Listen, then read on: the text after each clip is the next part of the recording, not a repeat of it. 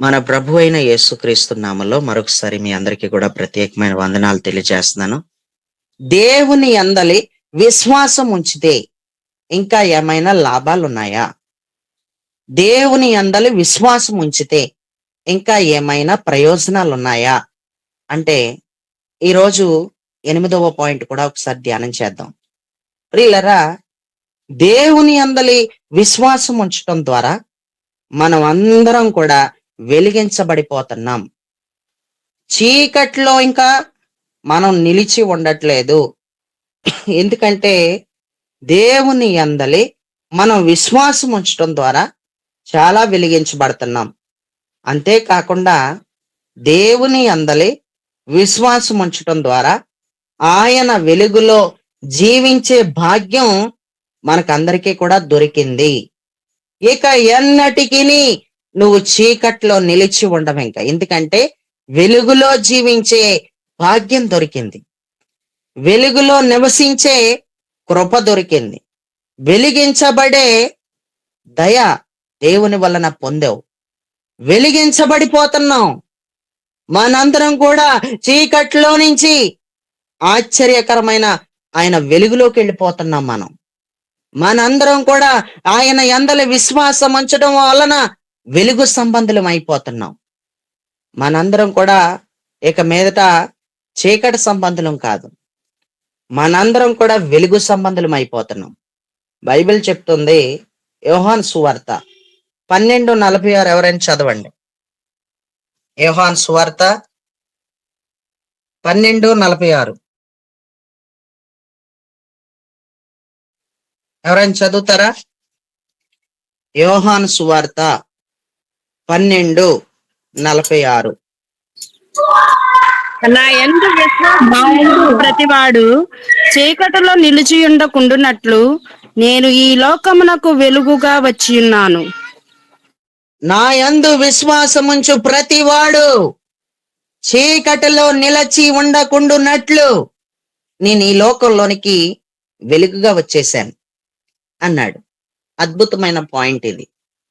దేవుని యందలి విశ్వాసం ఉంచితేనంట, యేసుక్రీస్తు మీద మనం విశ్వాసం ఉంచితేనంట, విశ్వాసముంచు ప్రతివాడు ఇంకా చీకట్లో నిలిచి ఉండడం, ఇంకా వెలుగు సంబంధం, ఇంకా వాడు ఇంకా వెలుగులో జీవిస్తున్నాడు. వాడు వెలుగులో జీవించే భాగ్యం దొరికేసింది, వెలిగించబడే భాగ్యం దొరికేసింది అంటూ వెలిగించడానికి నేను లోకమునకే వెలుగుగా వచ్చేసాను అన్నాడు. దేవుడే వెలుగు. వెలుగు ఎప్పుడు దేవుడు కాదు, దేవుడే వెలుగు. ఈ లోకమునకు వెలుగుగా వచ్చి ఉన్నానన్నాడు. చూసిన వెలుగల్లా దేవుడు అయిపోతాడు అనుకుంటారు. చూసిన వెలుగల్లా దేవుడు కాదు. అసలు వెలుగు ఎప్పుడూ కూడా దేవుడే కాదు, దేవుడే వెలుగు అని మనందరం కూడా బాగా గుర్తుపెట్టుకోవాలి. దేవుడికి స్తోత్రం. మరొక వాక్య భాగాన్ని కూడా చదివితే చాలా స్పష్టంగా వ్రాయబడి ఉంది. యోహాను సువార్త 1వ అధ్యాయం 9వ వచనాన్ని గనుక ఎవరైనా చదివితే అక్కడ ఇలా రాస్తుంది. యోహాను సువార్త 1:9. నిజమైన వెలుగు ఉండెను, అది లోకములోనికి వచ్చుచు ప్రతి మనిషిని వెలిగించుచున్నది. నిజమైన వెలుగు ఉండెను, అది లోకంలోనికి వచ్చుచు ప్రతి మనుషుణ్ణి కూడా వెలిగించేస్తుంది. ఎవరైతే మన ప్రభు అయిన యేసుక్రీస్తునందు విశ్వాసం ఉంచుతున్నారో వాళ్ళందరినీ కూడా ఆ వెలుగులో ప్రతి ఒక్కరు కూడా జీవించేస్తారు. ఎందుకంటే యేసయ్య ప్రతి ఒక్క వ్యక్తిని వెలిగించేస్తున్నాడు. విశ్వాసం ఎవరైతే ఉంచుతున్నారో వాళ్ళందరినీ కూడా ఆయన వెలిగించేస్తున్నాడు. అంతే. నా మీద విశ్వాసం ఉంచినందుకు మీ యందు ఇంకా వెలుగు క్రియలే కనపడతాయి. మీ యందు ఇంకా ఏ మాత్రం కూడా చీకటి క్రియలు అసలు కనపడవు. ఎందుకంటే నేను వెలుగుగా వచ్చి లోకానికి మిమ్మల్ని వెలిగించడానికి వచ్చాను కాబట్టి, నేను మిమ్మల్ని వెలిగిస్తున్నాను కాబట్టి, అసలు నేను వెలిగించేదే మీరు నా మీద విశ్వాసం ఉంచినందుకు నేను మిమ్మల్ని వెలిగిస్తున్నాను కాబట్టి మీ యందు వెలుగు క్రియలే కనపడతాయి. ఇంకా చీకటి క్రియలు ఏవి కనపడవు. ఎందుకంటే నా యందులు ఉంచిన విశ్వాసాన్ని బట్టి మీరు వెలిగించబడిపోతున్నారు అన్నాడు. దేవుడికి స్తోత్రం. ప్రియులరా, వెలుగులో జీవించినప్పుడు ఎలాగుంటది, వెలిగించబడినప్పుడు ఎలాగుంటది అనేది ఒకసారి అపోస్తులుడైన పౌలు గారిని సౌలుగా ఉన్నప్పుడు అతని రూపం ఏంటి, అతని తీరు ఏంటి, అతని తత్వం ఏంటి, అతను ఏమై ఉన్నాడు ఒకప్పుడు, అతను ఆ వెలుగులోనికి రానప్పుడు, ఆ వెలుగులో జీవించినప్పుడు, ఆ వెలుగు చేత తాకపడినప్పుడు, ఆ వెలుగు పౌల్ని వెలిగించినప్పుడు, సౌలుగా ఉన్నప్పుడు ఎలా ఉన్నాడో, ఆయన ఏం చెప్పుకున్నాడో ఒకసారి తిమోతికి రాసినటువంటి మొదటి పత్రిక మొదటి అధ్యాయం 12-13 చెప్పేశాడు. తిమోతికి రాసిన మొదటి పత్రిక మొదటి అధ్యాయం 12-13 వచనంలో చెప్పేశాడు. పూర్వము దూషకుడును హింసకుడును హానికరుడునైన నన్ను తన పరిచర్యకు నియమించి నమ్మకమైన వానిగా ఎంచినందుకు నన్ను బలపరిచిన మన ప్రభువైన క్రీస్తు యేసుకు కృతజ్ఞుడనై ఉన్నాను. తెలియక అవిశ్వాసము వలన చేసి తిని గనుక కనికరింపబడి తిని. పూర్వం దోషకుణ్ణి నేను, ఆ జీవపు వెలుగు, ఆ నిజమైన వెలుగు నన్ను తాకనప్పుడు, నేను వెలిగించబడినప్పుడు నేను ఎలాంటి వాడిని అంటే దోషకుణ్ణి నేను హింసకుణ్ణి, నేను హానికరుణ్ణి, నేను సంఘాన్ని పాడు చేశాను, నేను సంఘాన్ని హింసించాను, నేను ప్రజల్ని చంపేపోయాను, నేను ప్రజల్ని నాశనం చేయబోయాను, నేను చెరసాలలకి అప్పగించబోయాను, నేను దేవుని యొక్క వెలుగు నన్ను తాకనప్పుడు, దేవుని వెలుగులో నేను జీవించలేనప్పుడు నా బ్రతికిది అంటూ పౌలు తన జీవితం గురించి చెప్పేశాడు. ప్రియులరా, పౌలు ఎప్పుడైతే దేవుని అందల విశ్వాసం ఉంచలేకపోయాడో, పౌలు ఎప్పుడైతే సౌలుగున్న దినాల్లో అప్పటికింకా ప్రభునందు విశ్వాసం కలిగిన వాడిగా ఉండలేని స్థితిలో ఉన్నాడో, అతని జీవితం ఇలా ఉంది అని చెప్పడానికి ఈ రెఫరెన్స్ మీకు చూపించాను. అతను ఏమంటున్నాడంటే, తన పరిచర్యకు నియమించి నమ్మకమైన వానిగా నియమించినందుకు నన్ను బలపరిచిన మన ప్రభు అయిన క్రీస్తు యేసుకు కృతజ్ఞుడై ఉన్నాను. తెలియకే, అక్కడే చెప్పేస్తున్నాడు, ఆన్సర్ అక్కడే వచ్చేసింది. తెలియకే అవిశ్వాసం వలన చేసి తిని, అంటే అప్పుడు నేను విశ్వాసం ఉంచలేదని చెప్పేస్తున్నాడు. అప్పుడు నేను దేవుని అందల విశ్వాసం ఉంచలేదు. దేవుని అందల నేను అప్పుడే గనక విశ్వాసం ఉంచుంటే నేను ఆ జీవపు వెలుగులోనే బ్రతుకుండేవాడిని. ఆ వెలుగే నా జీవితంలో ఉండుండేది. ఆ వెలుగు క్రిందే నేను బ్రతికుండేవాడిని. ఆ వెలుగు నన్ను వెలిగించేసి ఉండేది. అప్పటికి నేను విశ్వాసిని, అవిశ్వాసిని నేను. అప్పటికి నేను అవిశ్వాసిని. అందుకు నేను అవిశ్వాసిని కాబట్టి నేను చేసిన దానికి కనికరింపబడ్డాను. నన్ను దేవుడు కనికరించాడు అన్నాడు. అంతేకాకుండా ప్రియులరా, అపోస్తులుడైన పౌలు గారు సౌలుగా ఉన్నప్పుడు ఇంకేం చేశాడో ఇంకో 2 రెఫరెన్స్లు చూపించి ముందుకు తీసుకెళ్తాను. అపోస్తుల కార్యాల గ్రంథం 8వ అధ్యాయం 3వ వచనాన్ని గనక చదివితే అక్కడ ఇలా రాసుంది. అపోస్తుల కార్యాలు 8:3. భక్తిగల సౌలైతే ఇంటింటా జొచ్చి పురుషులను స్త్రీలను ఈడ్చుకొని పోయి చెరసాలలో వేయించి సంఘమును పాడు చేయుచుండెను. ఇంటింటా జొచ్చి, నేను ప్రతి ఇంటింటికి వెళ్ళేవాడిని, పురుషులని స్త్రీలని కూడా చూసేవాడిని కాదు, ఈడుచుకుంటూ బయటకు వచ్చేసేవాడిని అంతే. నేను చెరసాలలో వేయించేసేవాడిని, చెరసాలలో కాదు, చెరసాలలో నేను వేయించేశాను. సంఘమును కూడా నేను పాడు చేసేసాను. నేను సంఘాన్ని ఏం చేశాను అంటున్నాడో, పాడు చేసేసాను అంటున్నాడు. సంఘాన్ని ఎప్పుడు పాడు చేశాడు, సంఘాన్ని ఎప్పుడు హింసించాడు, ఎప్పుడు ప్రజలను ఈడ్చుకుని బయటికి తీసుకొచ్చి చెరసాల్లో వేసేసాడు. ఇది ఎప్పుడు జరిగింది అంటే వెలిగింపబడనప్పుడు జరిగింది. ఇది ఒక అవిశ్వాసిగా ఉన్నప్పుడు జరిగింది. అతను విశ్వాసంగా లేడు ఆ రోజుల్లో. అపోస్తలుడైన పౌలు సౌలుగా ఉన్నప్పుడు ఇంకా దేవుని వెలుగు చేత అతను ఇంకా తాకపడలేదు. దేవుని వెలుగులో అతను ఇంకా జీవించడం లేదు. దేవుని వెలుగులో ఆయన ఇంకా వెలిగించబడలేదు. ఆ కారణంగా అతన్ని ఎంతగా నేను హింసపెట్టాను, ఎంతగా నేను చేశాను అంటూ ఆయన గురించి రాయబడ్డమే కాదు, ఆయనే స్వయంగా చెప్పుకున్నాడు. మరొక వాక్య భాగంలో కూడా ఏం చెప్పుకున్నాడో తెలుసా? మొదటి మొదటి కొరింథీ 15:9 ఒకసారి చదవండి. 15:9. ఏలయనగా నేను ఆ, అపోస్తులందరిలో తక్కువ ఉమ్. వాడను, దేవుని సంఘమును హింసించినందున అపోస్తులనబడుటకు యోగ్యుడను కాను. చూసారా, అక్కడ కూడా తాను ఎంతో స్పష్టంగా చెప్తున్నాడు. ఏం చెప్తున్నాడంటే, ఏలయనగా నేను అపోస్తులందరిలో తక్కువ వాడను, నేను దేవుని సంఘమును హింసించినందున. అక్కడ కూడా చెప్పేశాడు, నేను దేవుని సంఘాన్ని హింసిస్తున్నానని. నేను దేవుని సంఘమును హింసించినందున అపోస్తులుడు అనబడుటకు కూడా అసలు యోగ్యుణ్ణే కాదు అంటూ చెప్పాడు. దేవుడికి స్తోత్రం. ప్రియులరా, అపోస్తులుడైన పౌలు గారు వెలిగింపబడనప్పుడు, దేవుని వెలుగులో అతను నివాసం చేయనప్పుడు, దేవుని వెలుగులో ఆయన జీవించినప్పుడు ఏం జరిగిందో మనకిక్కడ ఎంతో స్పష్టంగా ఆయనే చెప్పుకుంటున్నట్టుగా మనం చూస్తా ఉన్నాం. దేవుడికి స్తోత్రం. అంతేకాకుండా మరొక పత్రికలో కూడా ఆయన చెప్పాడు, ఆసక్తి విషయము సంఘమును హింసించు వాణ్ణై ఉన్నానని చెప్పాడు. ఆసక్తితోనే హింసించాడంట సంఘాన్ని కూడా. సంఘాన్ని హింసించేటప్పుడు కూడా ఆయన ఎలాగా హింసించాడంట? ఆసక్తితో హింసించాడంట. ఆసక్తి తెచ్చుకునంట మరీ పాడు చేయాలనుకున్నాడంట. దేవుని వెలుగు ఎప్పుడైతే అతని మీద పడలేదో, దేవుడు వెలుగు చేత ఎప్పుడైతే ఆయన వెలిగించబడలేదో, ఆయన తీరు అంతా కూడా పాడు చేస్తున్నట్టుగానే ఉంది. ఆయన తీరు అంతా కూడా చీకట్లో ఉన్నట్టుగానే ఉంది. చీకట్లో బ్రతుకుతున్న ఏ వ్యక్తి అయినా సరే, ఇంకా వెలిగించబడలేదు, నేనింకా వెలిగించబడలేదు అనుకుంటున్న ఏ వ్యక్తి అయినా సరే, ఒక కుటుంబాన్ని, ఒక వ్యక్తిని హింసించేవాడిగానే ఉంటాడు.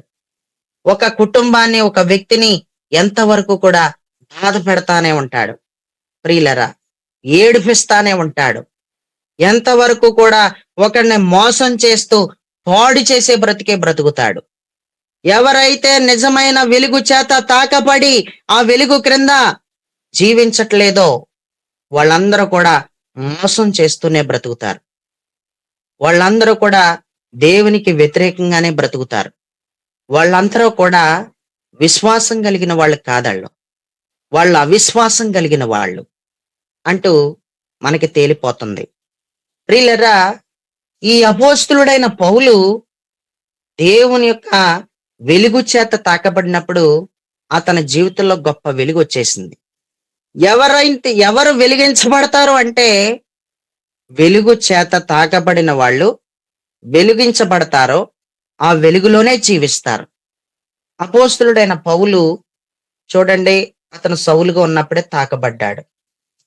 ఒకసారి చదివితే మనకు ఆ మాట కనిపిస్తా ఉంది. అపోస్తుల కార్యాలు 9:3 చదవండి. అపోస్తుల కార్యాలు 9:3. అతడు ప్రయాణము చేయుచు దమస్కు దగ్గరకు వచ్చినప్పుడు అకస్మాత్తుగా ఆకాశము నుండి ఒక వెలుగు అతని చుట్టూ ప్రకాశించెను. చదువుకున్నటువంటి వాక్య భాగంలో చూసారా, అతడు దమస్కునకు దగ్గరగా వచ్చినప్పుడంట అకస్మాత్తుగా అకస్మాత్తుగా ఆకాశము నుండంట ఒక వెలుగు వచ్చి అతని చుట్టూ ప్రకాశించిందంట. దేవుడు వెలుగు సౌలుని తాకడం మనం చూస్తా ఉన్నాం.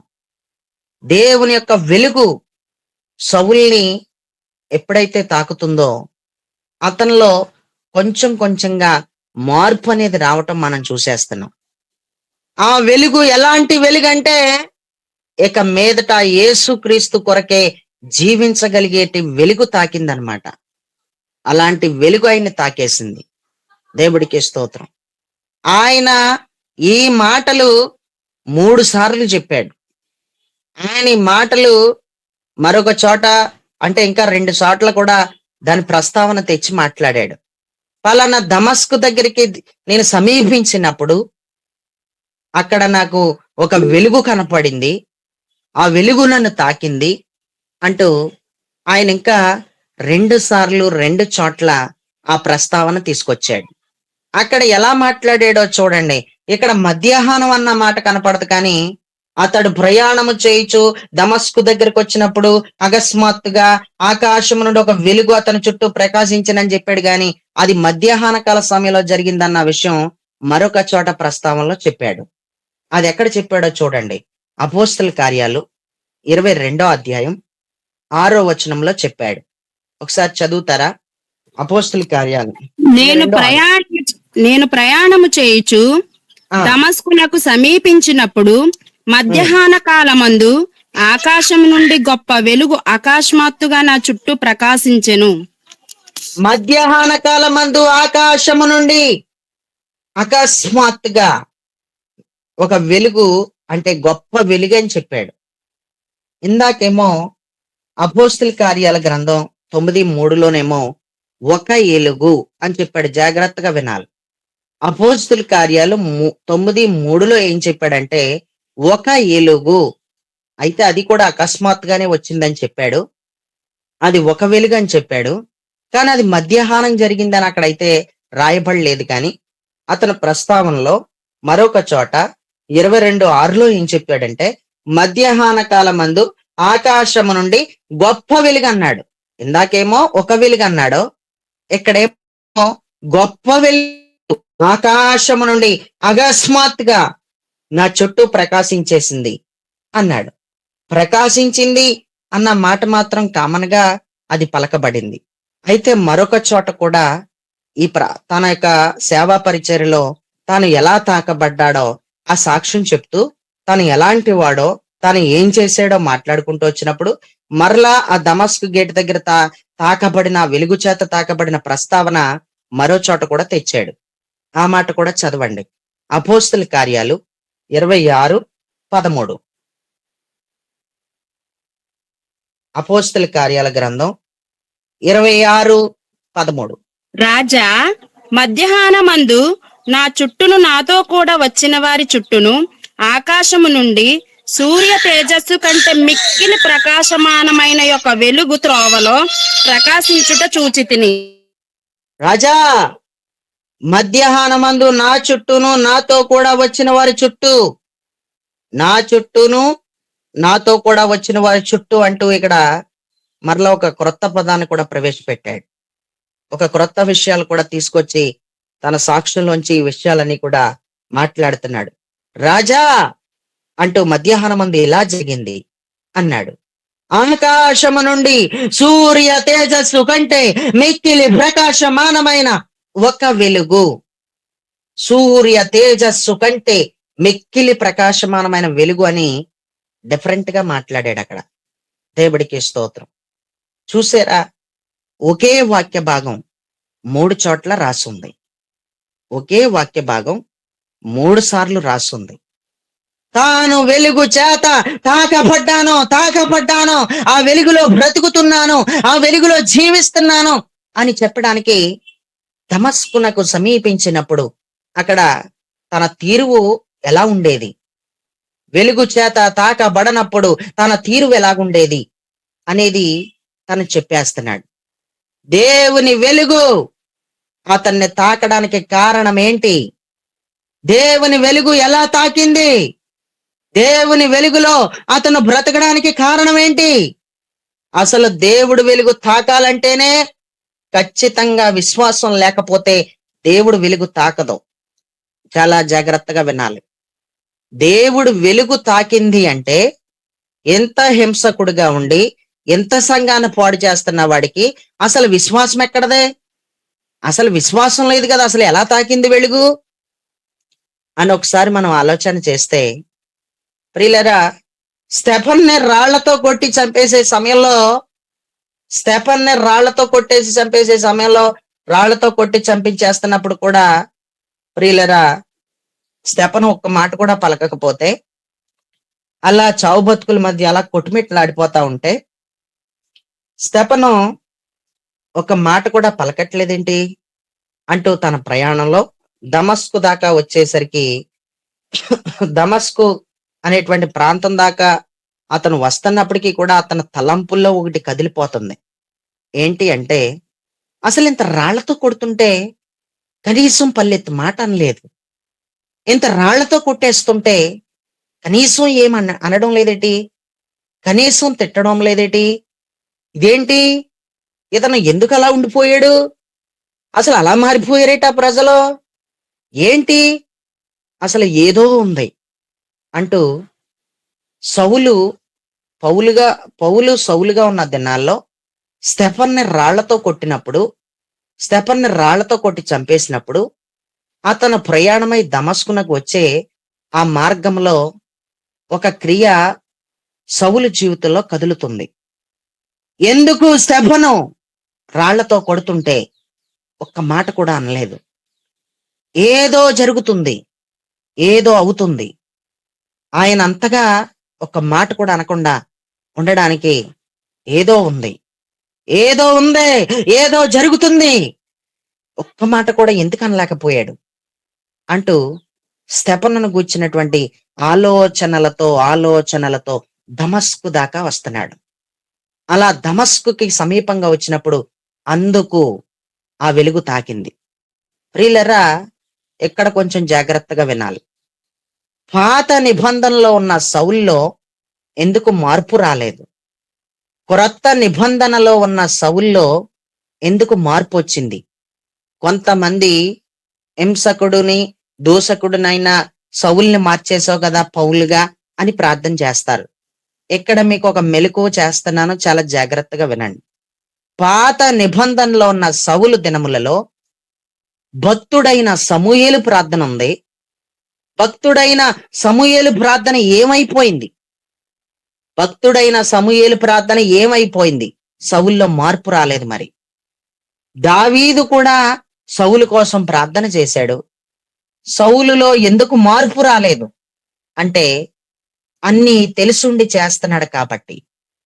అన్నీ తెలుసుండే పాత నిబంధన గ్రంథంలో ఉన్న ఇశ్రాయేలీలకి మొట్టమొదటి రాజైన సౌలు అన్నీ తెలుసుండే చేస్తున్నాడు కాబట్టి అతనిలో ఇంత మార్పుని దేవుడు తీసుకురాలేకపోయాడు.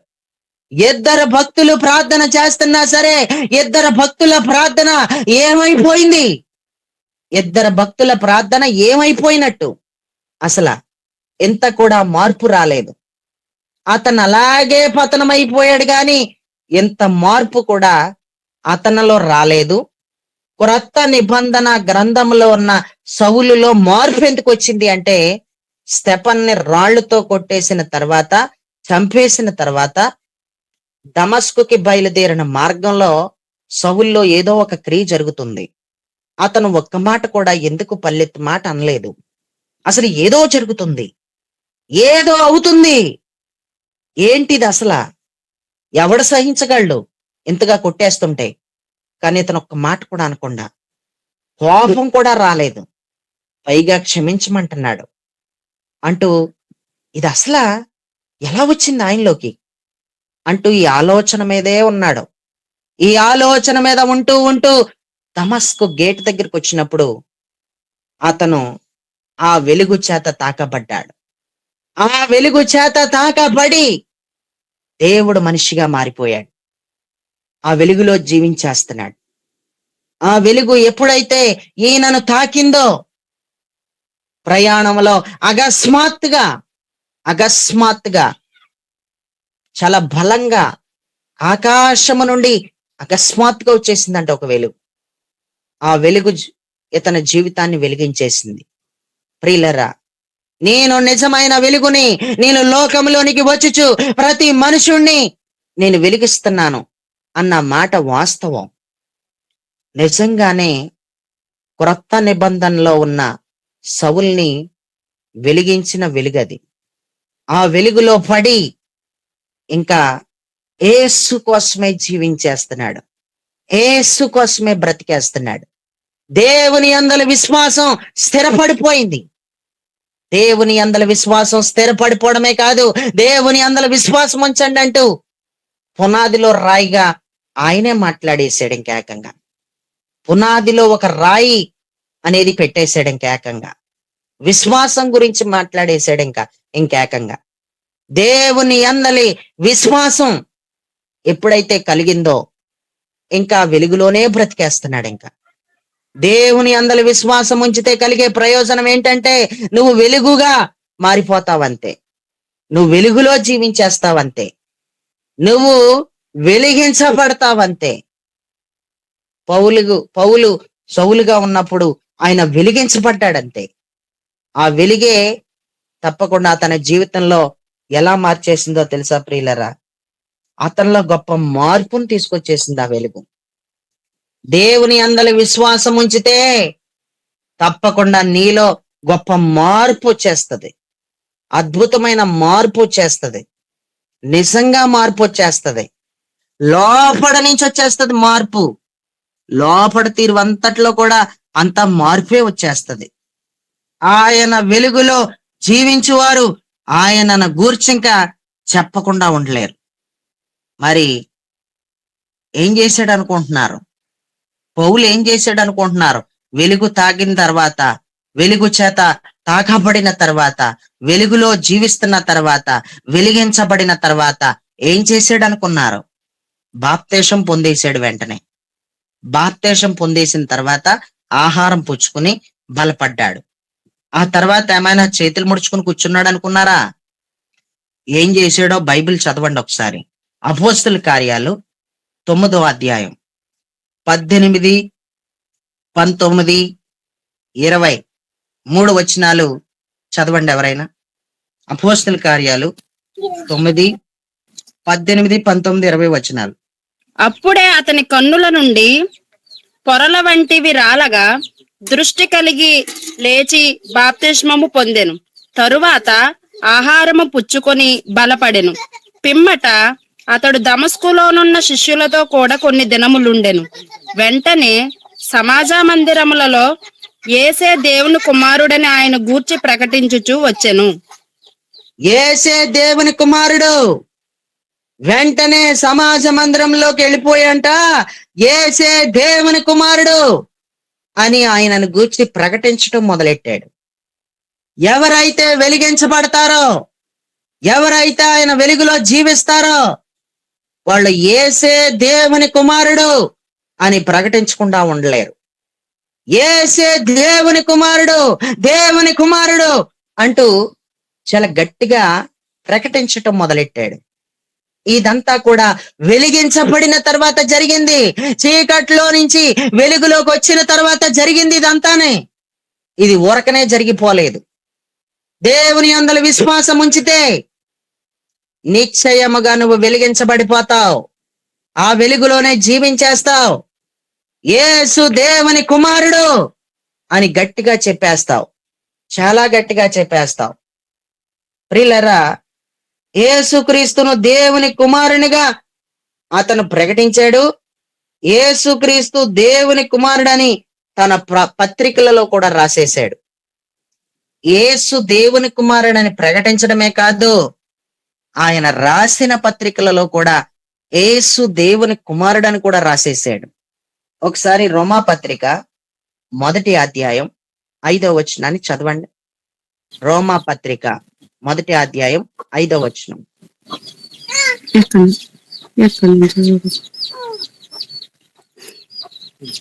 రోమా 1:5.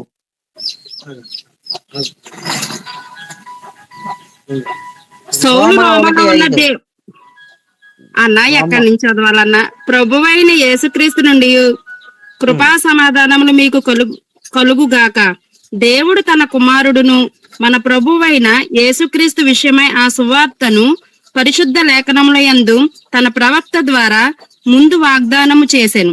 యేసుక్రీస్తు శరీరమును బట్టి దావీదు సంతానముగాను, మృతుల్లో నుండి పునరుద్ధానుడైనందున పరిశుద్ధమైన ఆత్మను బట్టి దేవుని కుమారుడుగాను ప్రభావముతో నిరూపింపబడెను.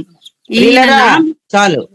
యేసుక్రీస్తు శరీరమును బట్టి దావీదు సంతానం, మృతులలో నుండి పునరుద్ధానుడైనందున పరిశుద్ధమైన ఆత్మను బట్టి దేవుని కుమారుడుగాను ప్రభావంతో నిరూపింపబడ్డాడు అంటూ తన పత్రికలో దేవుని కుమారుడుగా నిరూపింపబడ్డాడు ప్రభావంతో అని చెప్పేశాడు.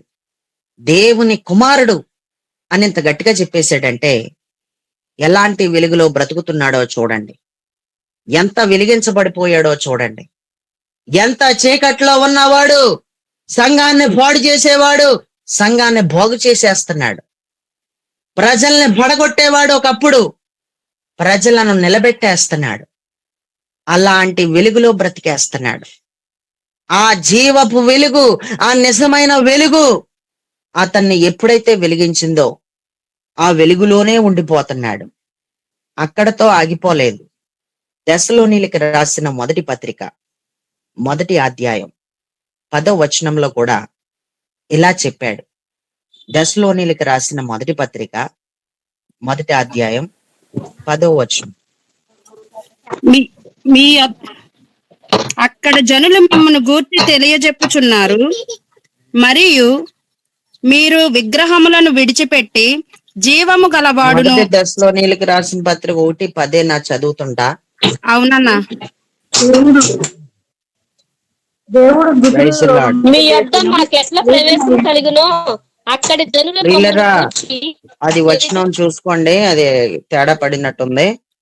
ఆయన కుమారుడైన యేసు పరలోకం నుండి వచ్చినని ఎదురు అదేనా, చూచుటకును ఆయన కుమారుడైన రాశాడు. యేసు ఆ, పరలోకం నుండి వచ్చినని ఎదురు చూచుటకును మీరెలాగు దేవుని వైపునకు తిరిగితిరో ఆ సంగతి వారే తెలియజేయుచున్నారు. ఆయన కుమారుడైన యేసు, ఆయన కుమారుడైన యేసు, ఆయన కుమారుడైన యేసు అంటూ కుమారుణ్ణి హైలైట్ చేసి మాట్లాడేస్తున్నాడు. కుమారుణ్ణి పైకెత్తేస్తున్నాడు. ప్రియులరా, ఇక్కడ ఆలోచన చేస్తే యేసు దేవుని కుమారుడు అంటూ చాలా బహిరంగంగా చెప్పేస్తున్నాడు. చాలా గట్టిగా చెప్పేస్తున్నాడు. ఇతనికి తీరువంతా ఎలా వచ్చేసింది, ఎంత ఆత్మీయత ఎలా వచ్చేసింది అంటే విశ్వాసం ఉంచడం ద్వారానే. విశ్వాసం ఉంచడం ద్వారా ఎప్పుడైతే వెలిగించబడిపోయాడో, ఎప్పుడైతే ఆ వెలుగులో బ్రతికేస్తున్నాడో, ఇంకా చేతులు ముడుచుకుని ఖాళీగా కూర్చోలేదు. యేసయ్య కోసం గట్టిగా చెప్పడం మొదలెట్టాడు. దేవుడికి స్తోత్రం. అక్కడతో ఆగిపోలేదు. హెబ్రీయులకు రాసిన పత్రిక 4:14 కూడా అదే మాట చెప్పాడు. దేవుని ఆకాశ కుమారుడు మండలం అని గుండా మాట్లాడాడు. ఆకాశ మండలం గుండా వెళ్ళిన దేవుని కుమారుడైన యేసు అను గొప్ప ప్రధాన యాజకుడు మనకు ఉన్నాడు గనుక మనము చాలు చాలు, మన ఆన్సర్ వచ్చేసింది. ఆకాశ మండలము గుండా వెళ్ళిన దేవుని కుమారుడైన యేసు అను గొప్ప ప్రధాన యాజకుడు మనకున్నాడు అని చెప్పాడు. దేవుని కుమారుడైన ప్రధాన యాజకుడు, దేవుని కుమారుడైన యేసయ్య దేవుని కుమారుడు అని అతనిలో మార్పు వచ్చిన తర్వాత మొట్టమొదటిగా దేవుని కుమారుడు కోసం మాట్లాడాడు. యేసే దేవుని కుమారుడు అంటూ కుమారుని హైలైట్ చేసేసాడు. అంతే, అతనిలో అంత మార్పు వచ్చేసింది. అతను నిజమైన వెలుగులోనే బ్రతుకుతున్నాడు. అతను వెలిగించబడ్డాడు. ఇంకా చీకటి కాదు, ఇంకా ఆయన వెలుగులాగా మారిపోయాడు. ఇంకా అనేక మందికి ప్రకాశమానమైన దీపములాగా మారిపోయాడు. ఇంకా దేవుడికి స్తోత్రం. ప్రియులరా, చీకట్లో నుండి ఆశ్చర్యకరమైన వెలుగులోకి వచ్చే ప్రతి ఒక్కరూ కూడా యేసయ్య గుణాతిశయములను ప్రచురం చేసేయాలంట. పేతురు గారు తను రాసిన మొదటి పత్రిక 2వ అధ్యాయం 9వ వచనాన్ని చదివండి, ఇంకా ముగించేద్దాం. అయితే మీరు చీకటిలో నుండి ఆశ్చర్యకరమైన తన వెలుగులోనికి మిమ్మల్ని పిలిచిన వాని గుణాతిశయములను ప్రచురము చేయు నిమిత్తము ఏర్పరచబడిన వంశమును, రాజులైన యాజక సమూహమును, పరిశుద్ధ జనమును, దేవుని సొత్తైన ప్రజలునై ఉన్నారు. చదువుకున్న వాక్య భాగంలో చూసారా, మీరు చీకట్లో నుండి ఆశ్చర్యకరమైన తన వెలుగులోనికి మిమ్మల్ని పిలిచినోడు. వెలుగులోకి పిలిచాడు, ఆయనే పిలిచాడు. పౌల్ని, సౌల్ని ఆయనే పిలిచాడు. పౌల్ని ఆయనే పిలిచాడు. ఆయన ఎప్పుడైతే పిలిచాడో పిలిచిన వాని గుణాతిశయములను ప్రచురం చేసేస్తున్నాడు. ఇంకా యేసయ్య గుణాతిశయములను బయట పెట్టేస్తున్నాడు. ఇంకా యేసయ్య గుణాతిశయములను బయట పెట్టకుండా ఉండలేకపోతున్నాడు. ఇంకా ఎందుకంటే దేవుని యందల విశ్వాసం ఉంచితే ఏమవుతుంది అంటే తప్పకుండా వెలిగించబడిపోతాం. యేసయ్య మీద విశ్వాసం ఉంచు. ఇంకా ఏ చీకట్లో బ్రతుకుతున్నావో, ఇంకా ఏ చీకటి నేను ఏలిపడి చేస్తుందో, యేసుక్రీస్తు నందు విశ్వాసం ఉంచితే ఇప్పుడే నువ్వు వెలిగించబడిపోతావు. ఇప్పుడే నువ్వు వెలిగించబడిపోవడమే కాదు, ఆయన వెలుగులో బ్రతికేస్తావు. ఆయన వెలుగులో బ్రతికేయడమే కాదు, చేతులు ముడుచుకుని ఇంకా పక్కన కూర్చోవు. ఏసే దేవుడు, యేసుక్రీస్తే దేవుడు, యేసుక్రీస్తు దేవుని కుమారుడు అని సువార్త ప్రకటించే లెవెల్కి ఎదిగిపోతావు. దేవుడికి స్తోత్రం. ప్రియులరా, ఆలోచన చెయ్యి. ఇంకా కొంచెం దీంట్లో కొంచెం సబ్జెక్ట్ ఉండిపోయింది. అది తిరిగి మరలా దేవుడి చిత్తమైతే రేపు ఎప్పుడో మనం చెప్పుకుందాం. ఈరోజు నీకేమర్థమైంది వాక్యం? దేవుని అందులో విశ్వాసం ఉంచడం వలన మరొక ప్రయోజనం, మరొక లాభం ఏంటో తెలుసా? నువ్వు వెలిగించబడిపోతున్నావు. నువ్వు వెలిగించబడిపోతున్నావు. వెలిగించబడినప్పటికీ నీ తీరువులో మార్పులు నువ్వే చూసేసుకో. నీ తీరువులో గొప్ప మార్పులు వచ్చేస్తాయి. నీ ప్రవర్తనలో మార్పులు వచ్చేస్తాయి. నాకు ఏ రకమైన మార్పు లేదు అంటావా? ఇంకా నువ్వు సరిగ్గా వెలిగించబడలేదని అర్థం. ఇంకా నువ్వు ఎందుకు సరిగ్గా వెలిగించబడలేదంటే, ఇంకా నువ్వు సరిగ్గా యేసుక్రీస్తు నందు విశ్వాసంలో స్థిరపడలేదు కాబట్టి నువ్వింకా సరిగ్గా వెలిగించబడలేదు అని చెప్పి నిన్ను జ్ఞాపకం చేస్తున్నాను. ఇంకా ఏ చీకట్లోనైనా ఉంటే ఆశ్చర్యకరమైన వెలుగులోకి రా. నిన్ను దేవుడు పిలుస్తున్నాడు. నిన్ను వెలిగించడానికే 2025 సంవత్సరాల క్రితమే ఈ భూలోకంలోకి వచ్చేసాడు ఆయన. కేవలం నిన్ను వెలిగించడానికి. నిన్ను వెలిగించడమే కాదు, ఆయన వెలుగులో ఇంక నువ్వు బ్రతుకున్నట్లుగా నిత్యము ఆయన నిన్ను అంతగా వెలిగించడానికి వచ్చాడు. ఆయన నిన్ను వెలిగించేదే ఆయన గురించి నువ్వు ప్రకటిస్తావని, ఆయన గురించి జీవిస్తావని, ఆయన కొరకు బ్రతుకుతావని, చిట్ట చివరికి ఆయన కొరకు బ్రతికిన తర్వాత కన్ను మూసి ఆ పరలోకం చేరుకుంటావని ఆయన నీ కోసం నా కోసం ఈ లోకంలోకి వెలిగించడానికి వచ్చాడు. విశ్వాసం ఉంచి వెలుగు సంబంధిగా మారిపోమని నీకు తెలియజేస్తూ నా మాటలు ముగించేస్తున్నాను. దేవుడి మాటలు దీవించి ఆశీర్వదించి ఫలభరితంగా మార్చునుగాక. ఆమేన్, ఆమేన్.